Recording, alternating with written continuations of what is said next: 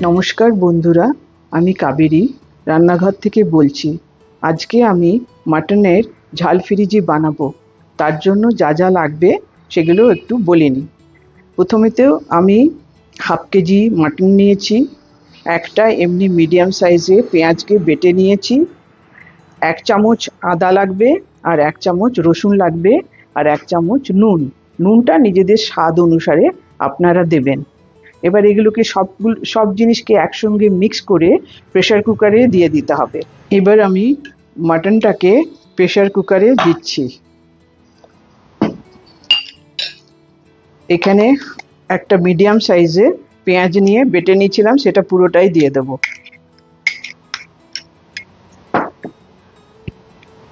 এক চামচ রসুন বাটা, 1 চামচ আদা বাটা, আর নুনটা নিজেদের স্বাদ অনুসারে আপনারা দেবেন। আমি 1 চামচের মতো নুন দিলাম। সমস্ত জিনিস মাখিয়ে নিয়ে এবার অল্প জল দিয়ে এটাকে গ্যাসে চাপাবো।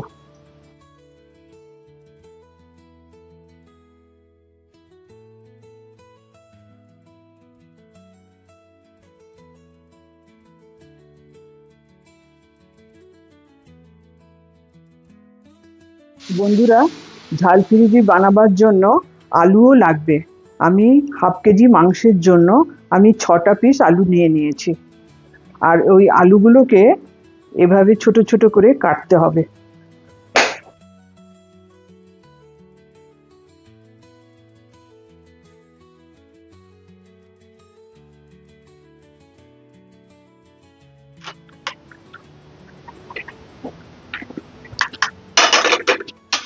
বন্ধুরা, মাংসটা সেদ্ধ হয়ে গেছে, কিন্তু এর থেকে অনেক জল বেরিয়েছে।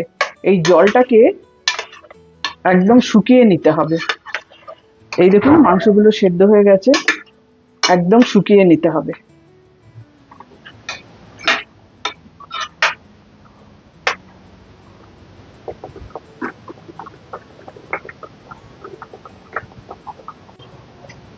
বন্ধুরা, মাটনটা জল শুকিয়ে গেছে, আর এটা ঠান্ডাও হয়ে গেছে। ঠান্ডা হয়ে যাওয়ার পর এগুলোকে একটু ছোট ছোট করে কেটে নিতে হবে।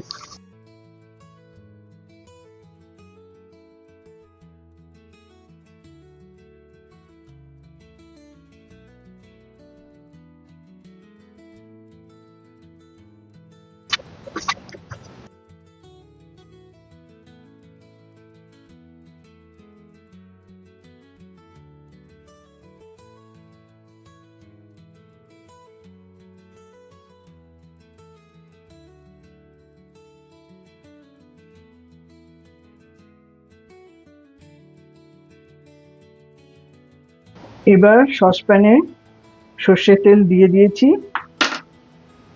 ওটা সর্ষের তেল গরম হয়ে গেলে ওর মধ্যে এই আলুগুলো দিচ্ছি।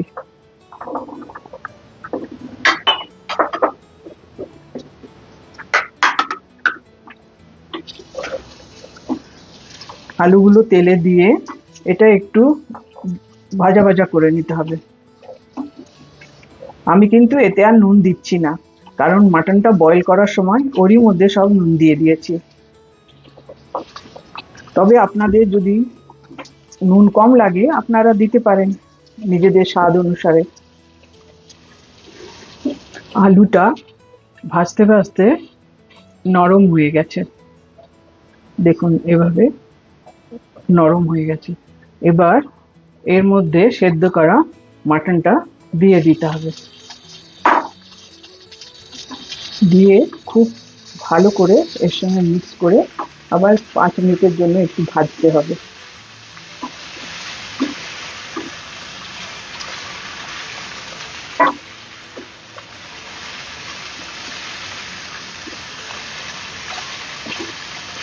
এই রেসিপিতে বন্ধুরা লাল লঙ্কার গুঁড়োও লাগে না, আর হলুদও লাগে না, খালি গোলমরিচ লাগে। সব থেকে শেষে নামাবার আগে গোলমরিচ দিতে হবে, সেটা আমি দেখাচ্ছি পরে। আগে ভাজা হয়ে যাক।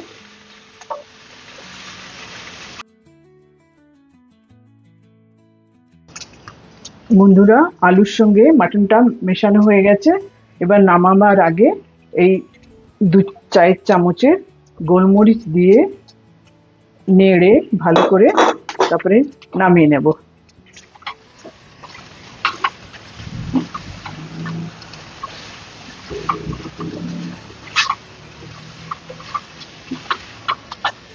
এটা আপনারা ডাল ভাতের সঙ্গেও খেতে পারেন কিংবা রুটি দিয়েও খেতে পারেন, খুবই ভালো লাগবে খেতে।